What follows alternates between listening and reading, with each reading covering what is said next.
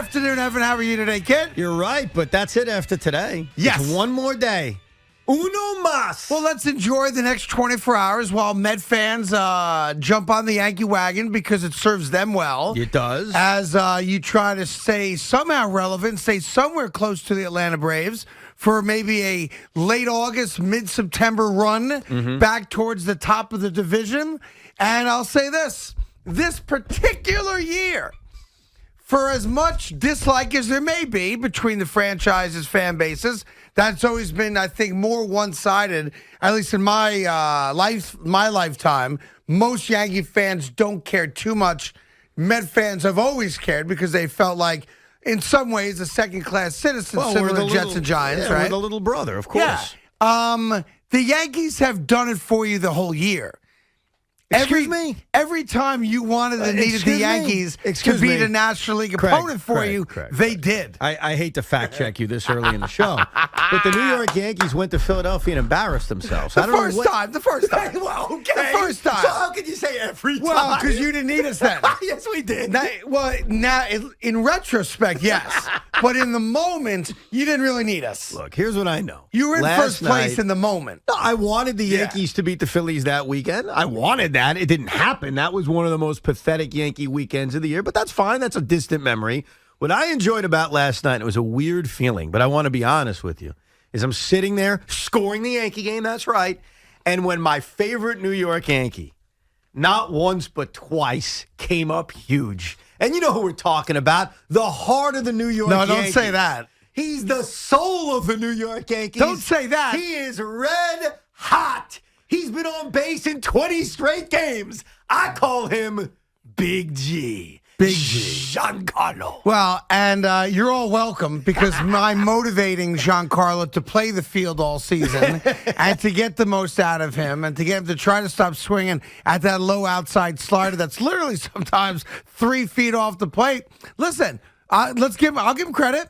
The guy's been money good. He's had the best month of his Yankee career. It's funny, like, if you look at last night's game for Giancarlo, and he hits the big 2-run double and he hits the home run, great. The one at-bat he didn't get on base, he struck out on one of the ugliest swings in the history of mankind. So you'll live with those ugly 3-2 slider-away swings from Giancarlo if he's going to come up huge. And he came up huge last night, and he's come up huge over the last few weeks, and I think you, of all people, should give him the proper respect that he deserves. I thought the double and the six was bigger than the home run. Oh, no doubt. Because obviously the moment in the game, obviously the situation it was. But listen, I'm equal opportunity.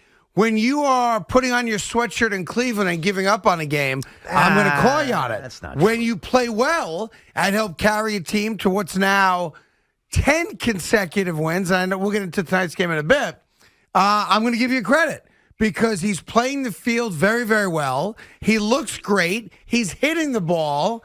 And he's a big part, not the only part, but he's a big part of this run. Hey, you know what's crazy about last night? What was so encouraging if you're a Yankee fan long-term is how good Judge looks in center. We all know Joey Gallo's an excellent defensive left fielder, and Giancarlo can manage to play the outfield and be productive at the same time, which clearly opens the door to the Yankees playing their best available lineup, which means Luke Voit gets to DH. Yep. All of those things are major positives. I mean, last night, Boone calls this outfield the jumbo package. That's his nickname for the outfield because they're all big men. Dude, that outfield looked great defensively.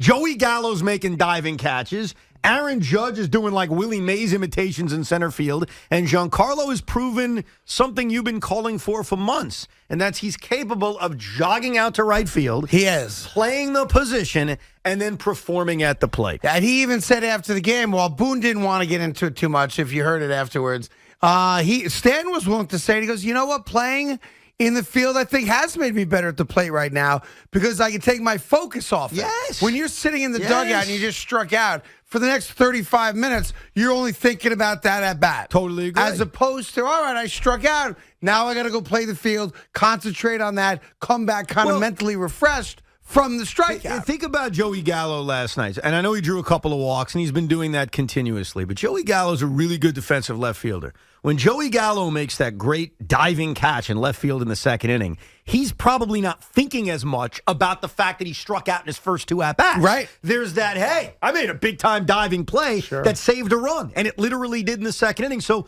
I sort of buy the idea that Giancarlo can relax and be a better hitter by playing the outfield more. And look, this is just obvious and it's real. The New York Yankees are a better baseball team when Giancarlo Stanton is in the outfield. Yeah, it's going to be interesting what happens when Urshela comes back and how much, how he decides playing time. He's the third baseman. Yeah, for Odor and how he keeps him in the lineup every couple days.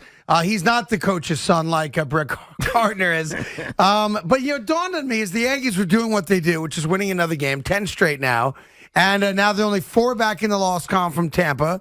And it's like Tampa's wilted. Tampa, by the way, while the Yankees have gotten 10-0 in the last 10, yes, Tampa went 7-3. Yes. Like, Tampa played 70 win percent baseball in the last 10 games. Here's all you need to know. And lost 3 games in the standings. You're right. Here's all you need to know about the Yankees. If they were in the American League West, they'd be tied with the Astros. They have made up enough ground with the way they've played to be in first place in most divisions or some divisions in baseball. But to the Rays' credit, and they deserve a lot of it, they played great baseball. They have held off the Yankees because of that. I mean, but think about that. If you go 7-3 every 10 games, you're just fine. Like, the Yankees probably don't catch them, actually. Right. Because the Yankees aren't going 9-1, 10-0 every 10. It's just unreasonable to think that they would. But they did go 7-3 and lost 3 games to the New York Yankees. That's what this hot streak is.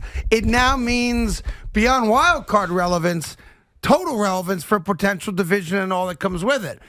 As I went to bed last night, though, I thought back on my life. Because for the good majority of my life, as many people know, if you don't know, I don't want to be egotistical enough to just assume people follow the comings and goings of my life for sure. But I was a Met fan. I heard that. You were a Met fan back I in the was day. not only a Met fan, Evan Roberts, I was a season ticket holding Met fan. A season ticket holding Yes, I Met was. fan. I know what that feels like. For 5 consecutive years. Really? That's right. I didn't know that aspect. That's of it. right. For 5 years straight. 5 consecutive years. I shared them with other people, but I was a season ticket holder. Before you continue, may I ask what 5-year period that was? Just out of morbid curiosity. It was 2011 through 10 through 15. Wow. Wait a second. You stopped after the Mets won the pennant? 10 through 15.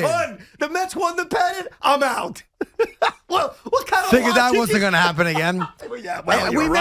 We may have gone to 16, took a year break earlier on, but I know for 5 years I had it. Gotcha. So it's in between 10 and 16 anyway. Right. And listen, I'll tell you, it couldn't have been any bougier. It was a luxury box. Oh, God. It wasn't just a couple of seats. It was a luxury box. Boomer and I shared them for a number of years. And there's a whole bunch of people who were involved, blah, blah, blah, blah, blah.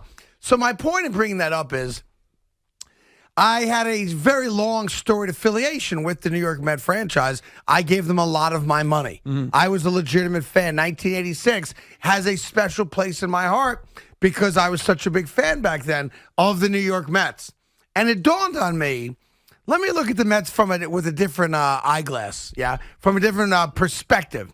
Because yesterday I dealt with 4.5 hours of the fact that you've given up on the Mets and the fact that you called them, I think you said the season's over. Was that what it was? I said they're dead, DEAD. Now, I did tweet that while sort of drunk while on vacation, but those are the facts. Let me just bring that to a quick conclusion. Yes. Because we've all said things that we regret, things we want to take back while inebriated. Sure. We all have. Anyone that says they haven't, listen, a third of the marriages out there are because someone was drinking. A third? Right. 42% of all children are born because somebody was drinking. 42%? Oh, yes. I did the research. It's a big number. Right. Yeah. Half of your kids are born because you were drinking.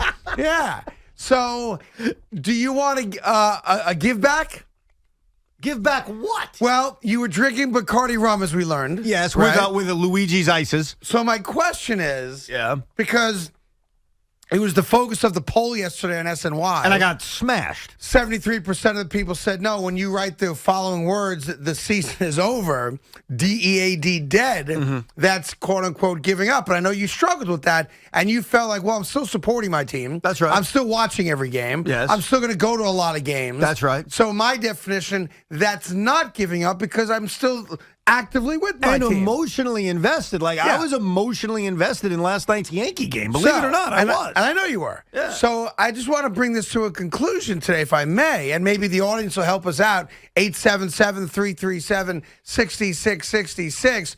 Do you want to retract the rum-induced statement on Twitter when you said the season is over? Can I clarify my rum-induced statement? Well, you Or were does it have drunk to be, when you said it or wrote it. I was half drunk when I said it, like sort of like tipsying, if you Okay. will. I was emotionally reacting to what was yet another kick in the groin area of watching a West Coast baseball game. And which loss was it? One of the Dodger It was losses? no, I think it was one of the Giants. What was the Giants? Probably game? the Giants, I right? think it was game 2 of the Giants All right. series. Go ahead. So it was before they actually had that great victory on the afternoon. And here's the reason I asked this, because I want to be Yes. good to Met fans today. Oh, I'm sure you do. I want to be good. And I agreed with the tweet that the season was over, but then it dawned on me, and I'm looking at it right now.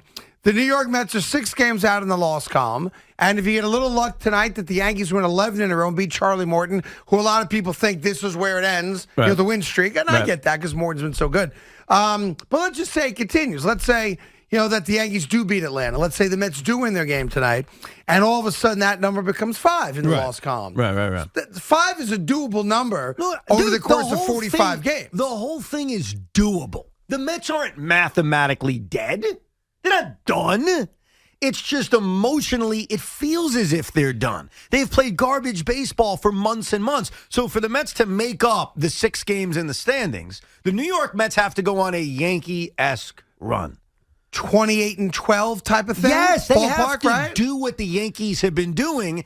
And I have a very tough time believing, though, I'm going to watch every game and hope and crunch the numbers and study and statistically talk myself into why it can happen. I don't believe it will happen. Well, I'm on a search so for what you am today. I? What am I?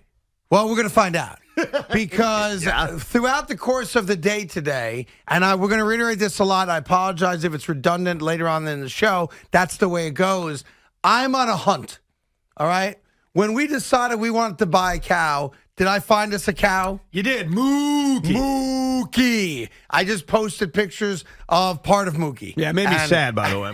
And Not going to lie to you. We're going to enjoy that. We're going to enjoy the tomahawks I put out there a little bit later on in August and early September. Mookie's going to be fantastic. But the point is, we needed something. I went on a hunt, and I found us what we needed.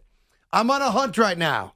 And the thing I'm hunting right now, I want to find the Met fan who still believes. Not because you've got nothing else going on till football season starts. Not because, hey, until they play the last game, not that. Like really I mean, believes. Truly. Like truly deep down can tell you, I believe they're going to win the National League. And East. here's why. Like, back it up a little bit. And it could be with, look what the Yankees did, for sure, because the Yankees have just done it. It's live. It's tangible.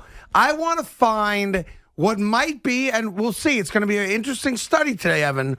If it exists, if it's a unicorn, if there's a lot of them, like you watch a movie and all of a sudden you find this undiscovered island of people that have been inhabiting an island for years, we never knew about it, and there's more and more and more of them, or is it a dying breed and there's only a handful?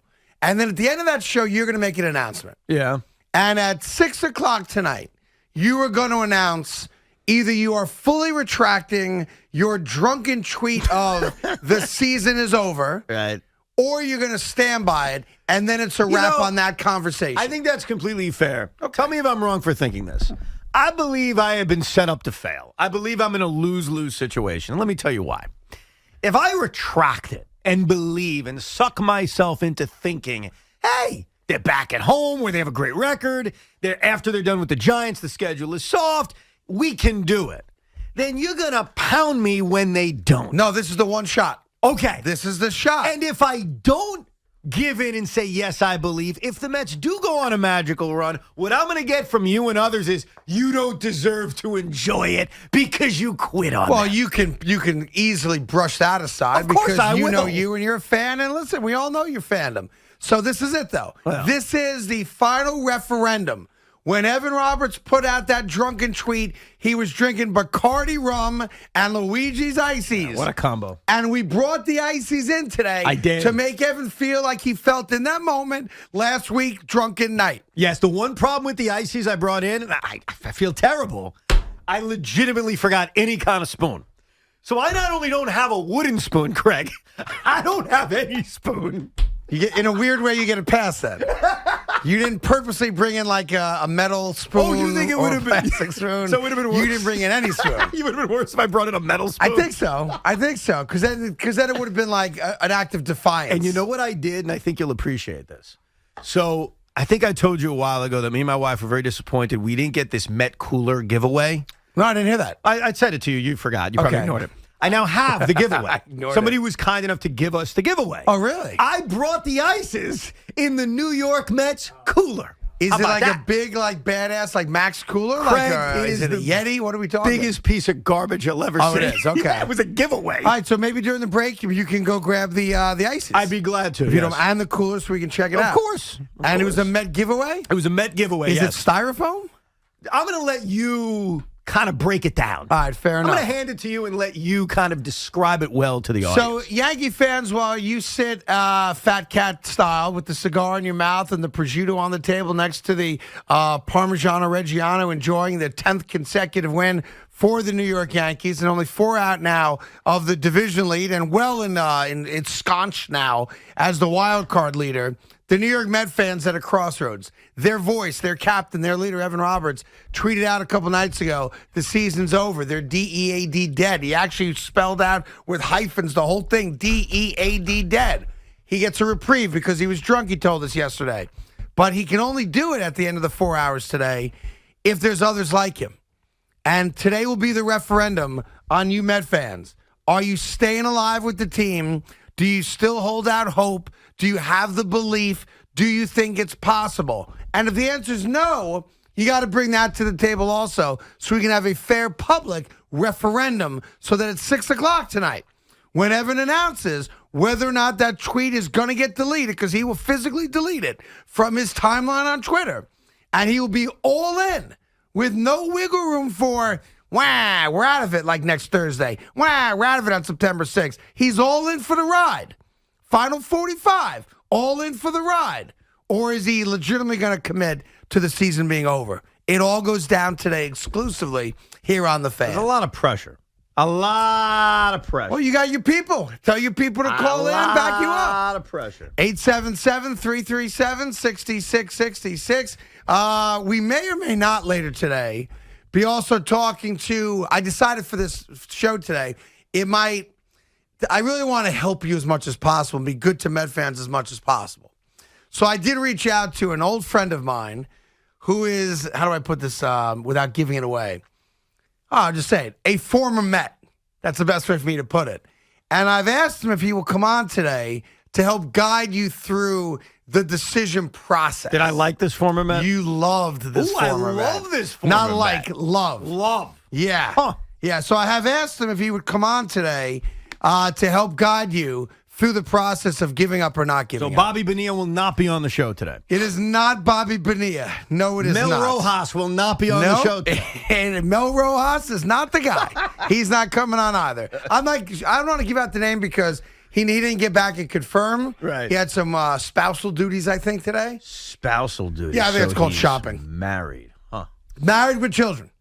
Yeah, but I think today he had I got to go to Whole Foods, one of those deals. Oh, wow. Yeah, and I go, does it take you 4 hours to go to Whole Foods? Sometimes. And I'll give you one other hint. He goes, well, the time difference, I'm not sure exactly when I'm leaving. The time difference. Yeah. So that is ruled out certain people, like John Franco is ruled out. Plus, I don't think John Franco shops at Whole Foods. No? And you don't think I loved He John lives Franco? near Whole Foods. He's like a block from it, but he don't go there. Did I qualify as loving John Franco? It was more like I liked John and Franco. John Franco's not your favorite guy. And you're not his favorite guy. Well, I don't really care about if he likes me or not. I liked John Franco. Well, I wouldn't say I loved him, but I certainly liked him. He doesn't like you. I don't care. You know that. I told you that before. I don't really care. I liked But you can't not care. I don't care. John Franco, emotionally does not like you. Yeah, I don't really care. Like, if he saw you, he might strike you.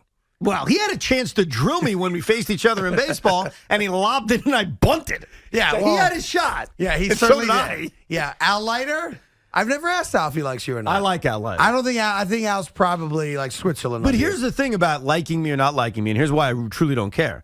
I'm a fan. So my judging of like is about performance on the field and how they made me feel. I'll never let my personal feelings alter my liking or disliking a player. And in the 2000 series, Al Leiter did his job. He so left you love his him. guts Game on the 5 field. was great. He started the series. Game 1, the whole bit, right? Yeah. Do you want me to ask Al if he likes you? No. Because I don't care. I mean, I'll ask him. That's the thing. But part of you kind of care. Not at all. You don't care at all? I've made a conscious effort. I'm going to ask him anyway. You can ask him, but I don't care. I made a conscious effort when I first started doing this to not be like a reporter, to not be in the locker room. And the reason I didn't want to do that is I didn't want my views to be altered on players based on something as selfish as, do I like them? You know what I mean? So based on that, why would I care if someone likes me? My judging of them is as a fan. You know what I mean? That's why I probably never want to meet Kevin Durant or Jacob deGrom. Like, why ruin the fact that I love them as players?